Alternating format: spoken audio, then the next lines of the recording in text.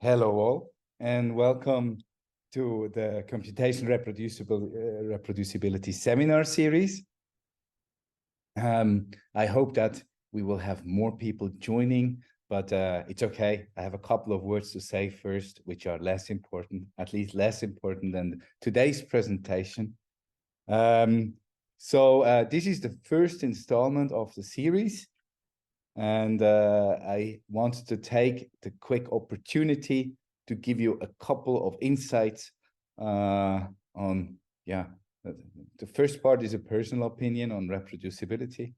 Then I will tell you 1 second about the Swiss Reproducibility Network and about this working group and its seminar series. Just one small directing comment. Please ask questions not in the chat but in the Q&A. The Q&A allows us then to kind of nicely manage questions for the speaker.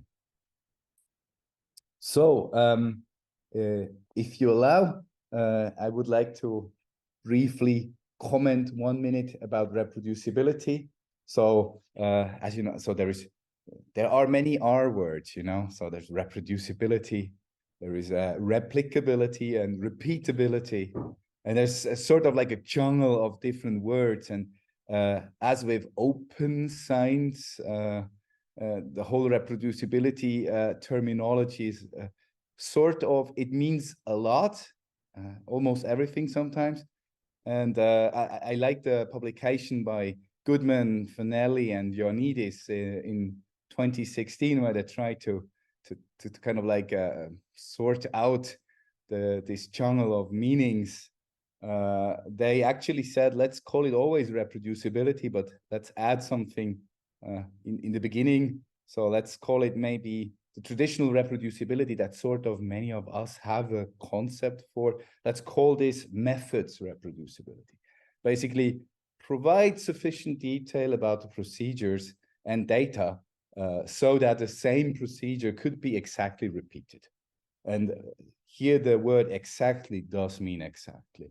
So if you have the same data and the same method, you will get exactly the same results. Maybe we have colleagues from SwissRN here, and they will then tell you, yeah, it also depends on what types of memory or hard drives you have. But let's stay on the statistical t-test that may give the exactly same result or at least p-value if you use the same data. Then the next level they defined is kind of what we traditionally know as replicability, replicating an experiment. So they call it results reproducibility. So essentially obtain the same results from an independent study with procedures as closely matched to the original study as possible. So there we already we leave the exactly definition. We sort of are in a gradient now. It just means, statistically speaking, the same variables turn out to be significant. And ultimately, they added a third term, which they call inferential reproducibility. And that means basically draw the same conclusions from either an independent replication or of a study or a reanalysis of the original study. Now, this is not identical to results reproducibility because not all investigators will draw the same conclusion from the same results. Or they might make a different analytical choice that leads to a different inference from the same data. But in the end, the inference remains the same. So that would be then inferential reproducibility. I don't expect you to now start using these terms, but sort of I like the idea of the Goodman et al. List of potential meaning. Yet you are all here because we disseminated this invitation to this series through SwissRN. Nevertheless, maybe SwissRN, the Swiss Reproducibility Network. Yesterday at an event, somebody misunderstood me and they thought I was speaking about the Swiss Reproduction Network. After a couple of seconds of weird looks, I realized what they understood. So it's the Swiss Reproducibility Network is a peer-led consortium that aims to promote and ensure rigorous research practices in Switzerland. So rigorous research practices with respect to actually being open, being reproducible. They aim to do this by establishing appropriate training to learn how to be reproducible, design and evaluate research improvement efforts. So basically, how can we get the community to actually apply or utilize reproducible approaches? Distribute or disseminate best practices. They did that by publishing a 10 simple rules paper last year, and working with stakeholders to ensure the coordination of efforts across the sector. And I guess that is an important aspect and sort of goes into why we are here today. Because as part of the last annual meeting, there was the idea to found a working group. So the SwissRN is grouped or structured around working groups that work on a certain topic, for instance, training or pre-registered reports. And here you are now in the operative domain of the computational reproducibility working group. So why do we now add a computational to the reproducibility topic? Is because nowadays tools and technologies have added a large scale of complexity to analysis. So it's beyond the traditional t-test. To go back to the aforementioned example, your methods, your data nowadays is so large or so high dimensional that using a normal desktop computer might actually not be feasible anymore to analyze data. So it's even more important that the documentation and the workflows are properly managed for us to reproduce whatever aspect of reproducibility it may be, the same results, to actually have rigorous research. How do we want to achieve this? Well, essentially, we want to learn from each other. Show me yours, I'll show you mine. And this is where the idea comes in for this seminar series, allowing all groups who are interested to share their secrets about reproducibility with us, with the community. The idea is to then find out what is most useful, most purposeful, and can we maybe build collaborations on this, tutorials, or even events about computational reproducibility and improving said topic. But enough about my opening part here. We're all here to hear about interesting tools and technologies used. And I am really glad to introduce to you today Natalia Chicherova.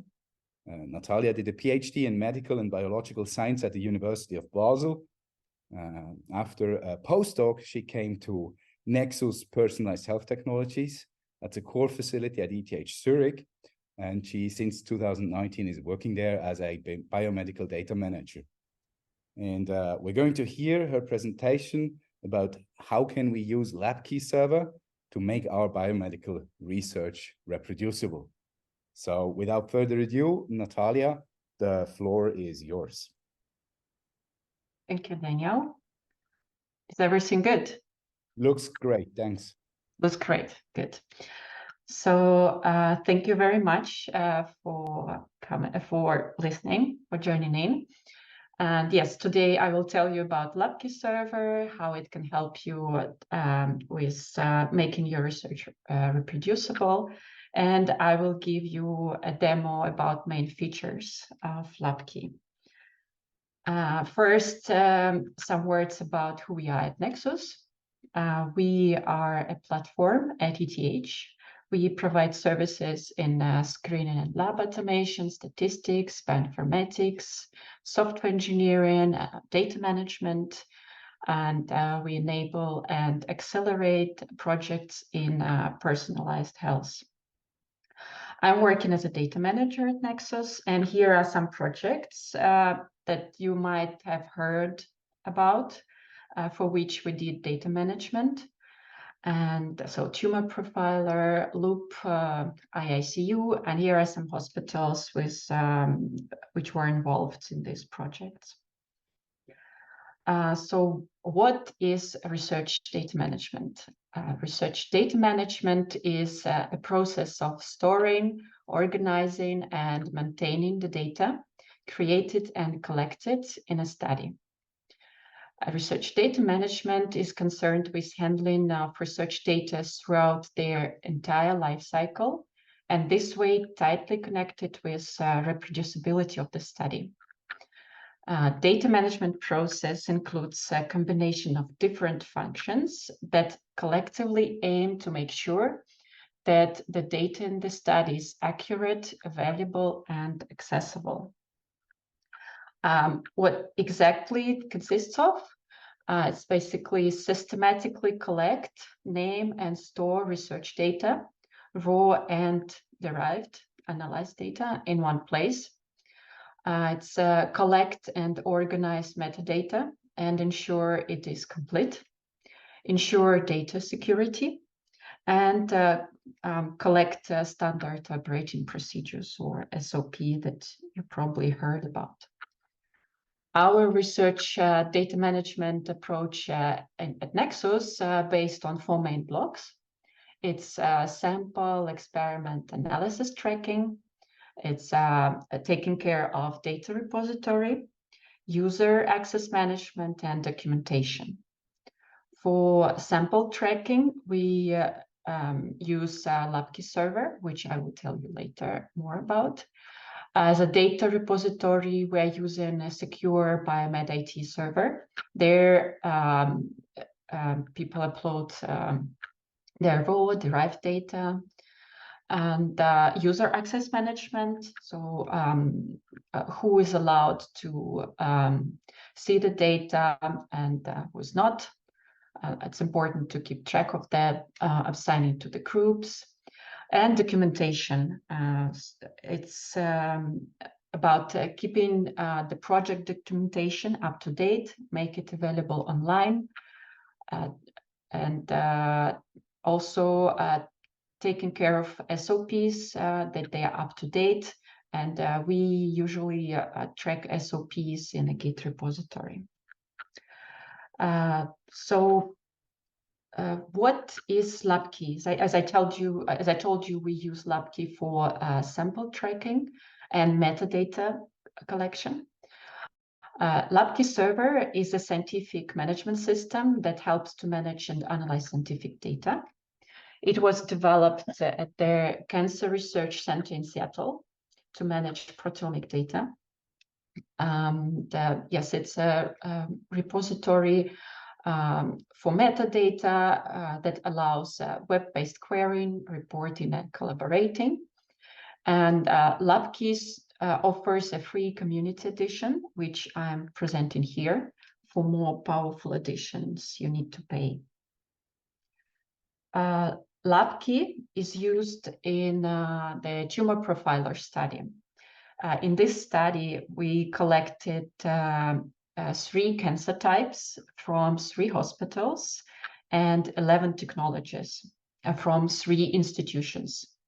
So also for this project, we were very limited by time. We had only 4 weeks between sampling at the hospital and till tumor board, where they discussed the treatments for a patient. So it was important.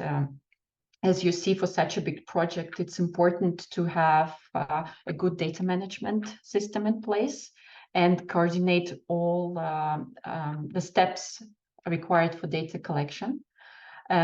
So for metadata, we used LabKey in this project, and it was required that the processes are well documented and essential metadata is collected. We needed to make sure that raw and derived data was uploaded in time, and it was complete and not corrupted. It was also required that SOPs were up to date, and yes, there were many things to be involved in order to make sure that we are we having this deadline achieved, like 4 weeks turnover. So why did we choose LabKey? We think it's a good visualization of parent-child lineage for sample tracking. It's very customizable. It has Python API, JavaScript API, has user access audit log, importing CSV files and copy-pasting tab-separated files is very easy. Exporting Excel files, it's user-friendly interface. It's important to note that LabKey is for metadata collection and it's not suitable for storing large amounts of data. So now I would like to give you a short demo. And then if I get carried away, please let me know because this might happen. Quite recently, we uploaded the Dockerized repo, the Dockerized app of LabKey with configuration file here. You can see for the Docker containers to start locally. Yes, I'm not going into the details, but it's now public. You can go and have a look, and please let us know about your feedback.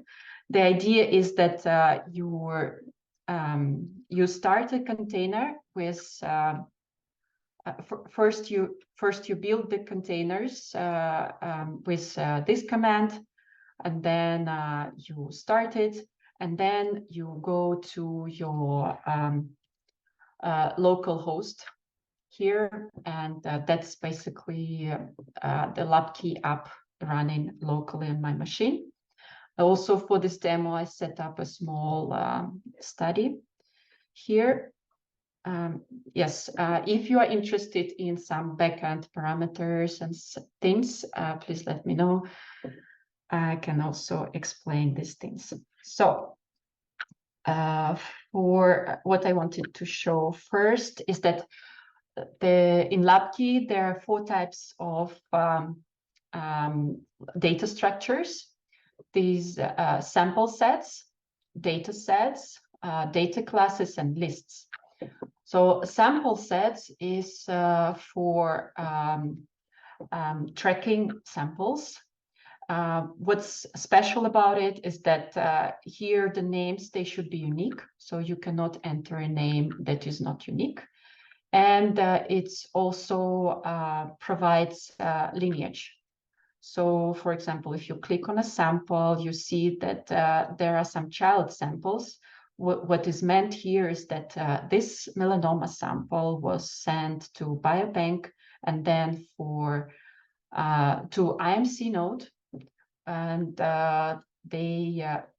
basically the lineage of the sample, the procedures can be seen here. It was derived from a melanoma sample sent to biobank and then to IMC. There is also a funny, better version of this visualization. These are sample sets. Then there are data sets. This is for participants. So there's also, you can, this should be unique, this column, and this where you enter participants of your study. Then there are lists. These are free-form tables where you can enter whatever you want. So they're not.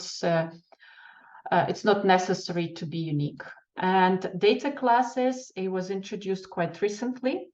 Basically, it's sort of a data set which allows you to build lineages.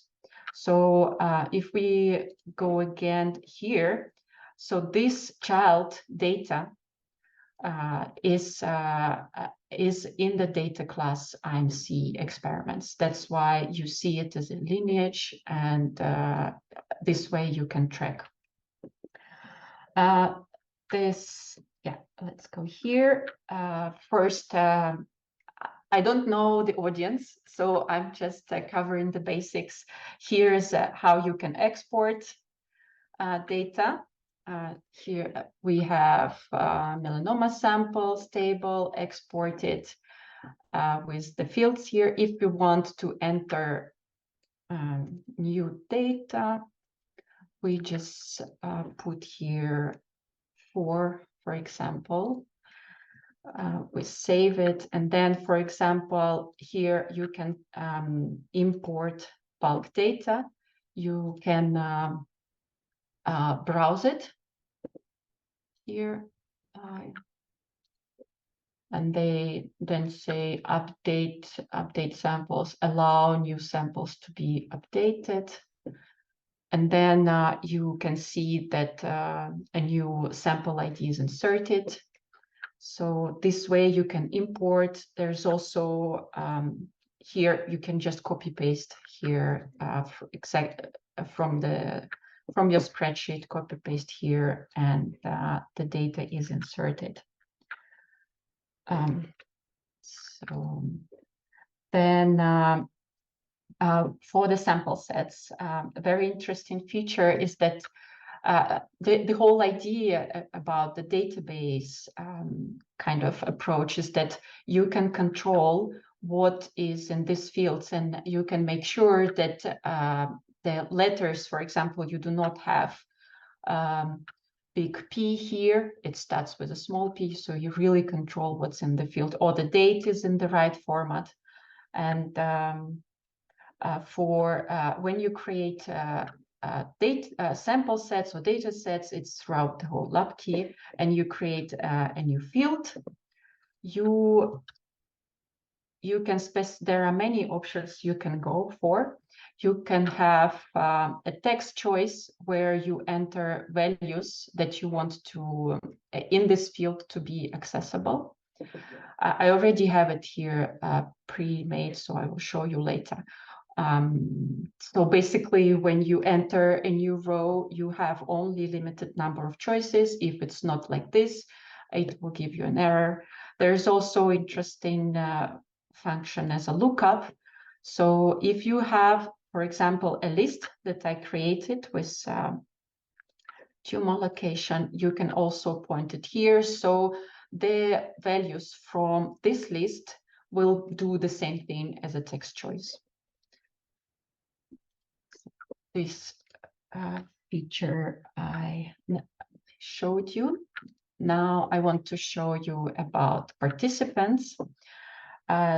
Here you have different participants, and I want to show you how it's customizable. So for example, this is a view. When I click on a participant, that's what I get.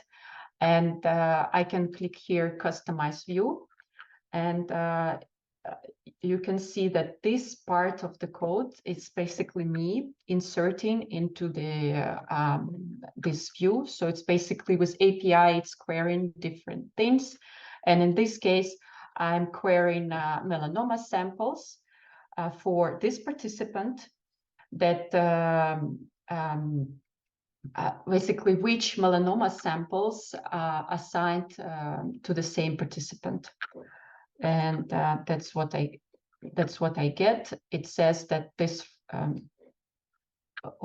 this participant, yes, it should be for one participant here. So it tells you the participant 001 with this has this melanoma sample. I'm sorry, that's probably some bug here. But the idea is that you can customize the view and get the view the way you want it.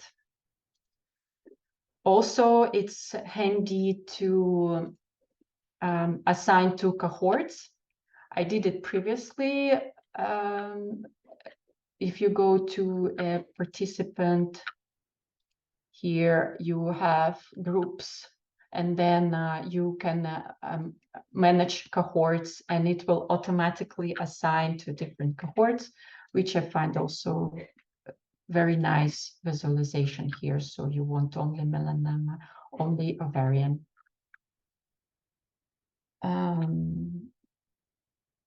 Yes. So for data classifiers, also a thing I wanted to show you is a query. If you, just a moment, this is, there's such options as a page admin mode. You add different different things, and query, for example, is to query also IMC samples. It's in the samples. You can find the IMC samples, and then you submit, and then you have the data set on the page or where you want it. An important feature that I wanted to tell you about is external modules. So here, this part, the study overview, this is a module that we created by ourselves. This is an HTML with JavaScript in it. So in the Docker Compose here, when you do start your container, you can specify modules on your local machine. It's the files are located locally, which are called external modules, and then they are seen inside the container. So I have these modules here. This is how it looks like. So when you want to include in LabKey your own HTML and your own JavaScript code, you need to just have this folder with this specific configuration files, this meta-inf, config, views, and you need to put your code into the views with so basically, in order to be seen by LabKey, there should be 3 files: HTML, view XML, view part XML. And I have an example, for example, quick links. This is what you see here. So this part is the one that I added by myself. So by clicking here, I have NEXUS quick links I added, and this is the code that I have here in my HTML. It's becomes really handy when you want to create a registration forms like this one. So you insert your participant ID and you choose dropout. You click submit, and then it's really good for collaborating, because then you, as a data manager, you don't need to enter. You just need to make sure that your script is running correctly, and then people at Basel can register data themselves. And this is basically the code. This is called registration participant. There are some CSS files. There is a form for body HTML, and there is JavaScript running with JavaScript APIs, where you insert data, delete data, and so on. And I find it very good that you can create create shared JavaScript functions. You should put them in a different directory, which is in web here. You can create, for example, shared JavaScript functions, and then these functions will be visible if you put them here in view XML. These functions will be visible on all the pages in the whole study. and you don't need to rewrite or copy paste the functions each time. Yes. So user groups. So in LabKey, I mean, when you are dealing with a server, it's important to see the audit log. Here's only me, and as an administrator, I want to show you what kind of functionality there is for users. As you see, here you can see for me what kind of users, what kind of roles I have in different folders. And this is what LabKey allows for. There are different roles: administrator, editor. Most of the time we use editor and reader permissions. You can assign it to a specific user, or you can create a group and assign this permission to the whole group. That's what about the permissions. And you can create a study where you can change, you can make the study not visible for some users and one study visible for users. What is site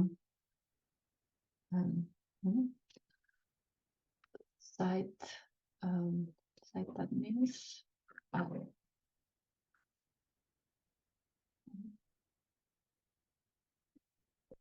What is important also is the audit log.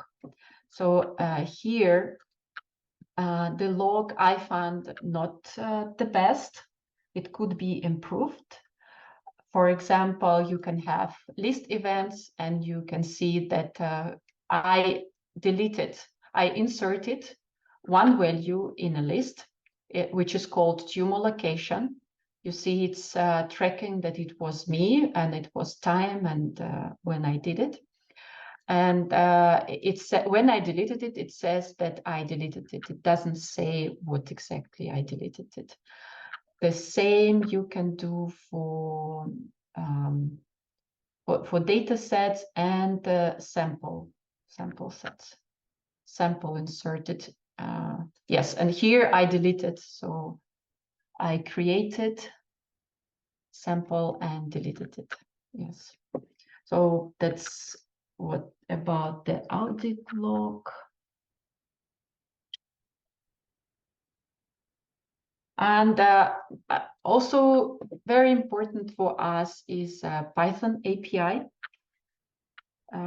This is what we use when, for example, for checking the data when you synchronize them.